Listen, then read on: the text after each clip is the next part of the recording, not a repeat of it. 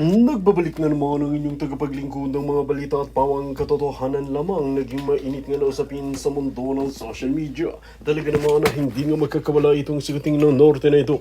Dahil talaga ang mga army at mga general ay talagang handa na para makipaglaban sa mga korap na mga opisyales. Ngayon nga ay mas lalong nanganganib ang buhay ng mga general na ito. Ngunit ayon nga sa kanila ay handa nilang itaya ang kanilang buhay nang sa ganoon ay maisiwalat lamang ang katotohanan at kabulukan na ginagawa ni Kuting ng Norte at iba pang mga korap na mga opisyales sa loob mismo ng palasyo.